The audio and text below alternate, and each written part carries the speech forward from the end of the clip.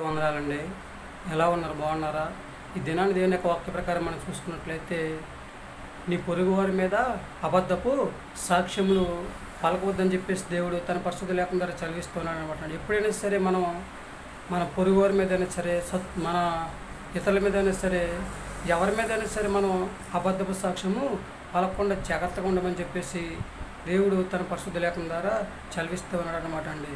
చూడండి, మొదటగా మనం చూసుకున్నట్లయితే యెజబెల్ గారు ఇద్దరు మనుషులను సమకూర్చుకుని నాబోతు గారి మీద అబద్ధపు సాక్ష్యాలు చెప్పించి అన్యాయంగా నాబోతు గారిని చంపించినట్లుగా మనం చూస్తూ ఉన్నామండి.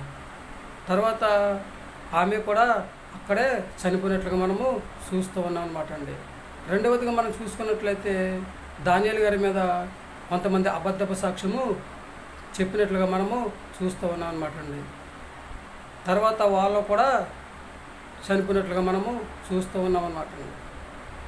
మూడవదిగా మనం చూసుకున్నట్లయితే మొద్దుగాయ మీద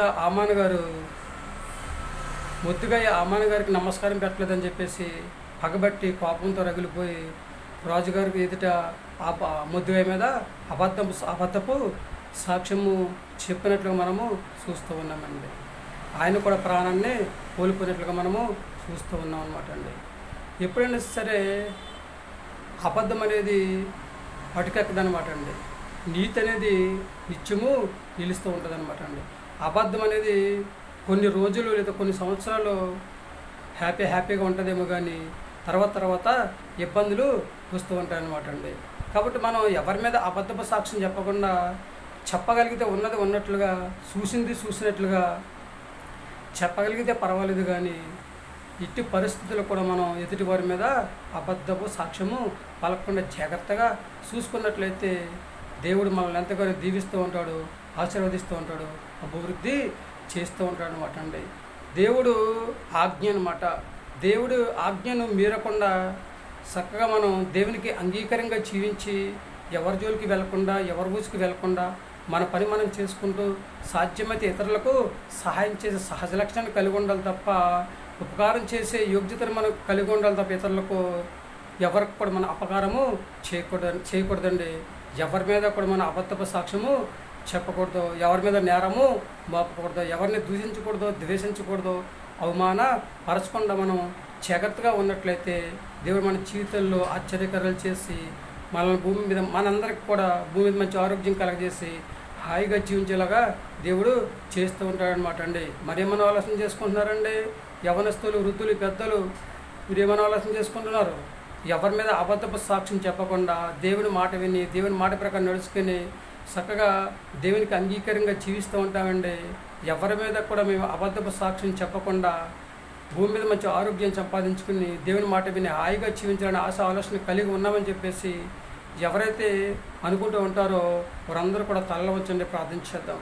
మహాపరిశుద్ధ పరలోకపు తండ్రి, నీకు వందనాలు. సర్వశక్తి గలదేవా, ఈ పొరుగు వారి మీద అబద్ధపు సాక్ష్యం పలకొద్దని చదివించేదని నీకు వందనాలు. ఎవరు కూడా అబద్ధపు సాక్ష్యం పలకుండా దండిస్తుండవా, నీకు అంగీకారంగా జీవించి నీతిని అనుసరించి నడుచుకుని దండిస్తుండవా, నీతిగా జీవించి తండ్రి తండ్రి అబద్ధపు సాక్ష్యం పలకుండా ఉండే మంచి మనసు ప్రతి బిడ్డకని దయచేయండి. విశ్వాసంతో ప్రార్థన చేసుకుని, నమ్మకంతో ప్రార్థన చేసుకుని నీ అందు భయభక్తులుగా జీవించి తండిస్తుండో, ఎవరి మీద అబద్ధపు సాక్ష్యం చెప్పకుండా తండిస్తుండో ఉన్నలాగా ప్రభావ ప్రతి బిడ్డకని మంచి మనసు దయచేయని ప్రార్థిస్తున్నాం. ప్రభు నీకు వందనాలు. ప్రతి ఒక్కరిని కూడా దీవించండి, ఆశీర్వదించండి.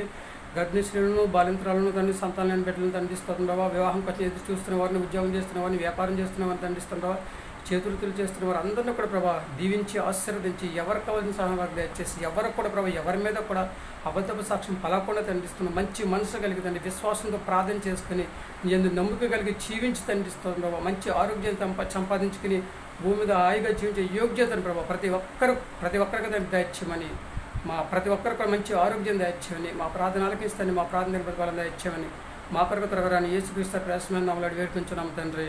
ఆమేన్. అందరికీ వందనాలండి. తిరిగి దేవుని ఆశీర్వాదం మీకు తోడును గాక. దేవుడు మమ్మల్ని దీవించి ఆశీర్వదించిన గాక. దేవుడు ఇచ్చిన ఉచితాన్ని బట్టి పరిశుద్ధ గ్రంథంలో చాలామంది కూడా అబద్ధపు సాక్ష్యం పలికి తమ ప్రాణాలను కోల్పోని వారు ఉన్నారు. అలాగే ఉన్నట్లుగా చెప్పి తన ప్రాణాన్ని రక్షించుకున్న వారు ఉన్నారు. కనుక 100% కూడా మన దేవుని పిల్లలు కనుక ఎవరి మీద కూడా అబద్ధపు సాక్ష్యము చెప్పి మన జీవితాన్ని మనం పాడు చేసుకోకుండా చక్కగా అబద్ధపు సాక్ష్యం పలకకుండా చక్కగా దేవుని యందు భయభక్తి కలిగి జీవించి భూమి మీద మంచి ఆరోగ్యం కలిగి హాయిగా జీవించే యోగ్యతను సంపాదించుకునే స్థితిని కలిగి ఉందామండి. ఏమంటారు? ఈ ఆలోచన మీదేనండి. ప్రతి ఒక్కరూ కూడా చిన్నలు పెద్దలు యవనస్తులు మనందరము కూడా విశ్వాసంతో ప్రార్థన చేసుకుని దేవుని నమ్మకంగా జీవించి చక్కగా ఆయన భయభక్తులు కలిగి దేవుడిచ్చిన ఆశీర్వాదాన్ని సంపాదించుకుని ఎవరి మీద అబద్ధపు సాక్ష్యం చెప్పకుండా 100% మన పని మనం చేసుకుంటూ సాధ్యమైతే ఇతరులకు సహాయం చేసి సహజ లక్షణం కలిగి జీవించి మంచి ఆరోగ్యం కలిగి భూమి మీద హాయిగా జీవిందామంటే ఏమంటారు? ఈ ఆలోచన ఇదే 100% కూడా దేవుడి మాట విందాం, ఆయన మాట ప్రకారం నడుచుకుందాం, ఆయన యొక్క ఆశీర్వాదాన్ని పొందుకుందాం. ఎవరి మీద అబద్ధపు సాక్ష్యం పలకుండా భూమి మీద మంచి ఆరోగ్యం కలిగి హాయిగా జీవిద్దాం. ఏమంటారు?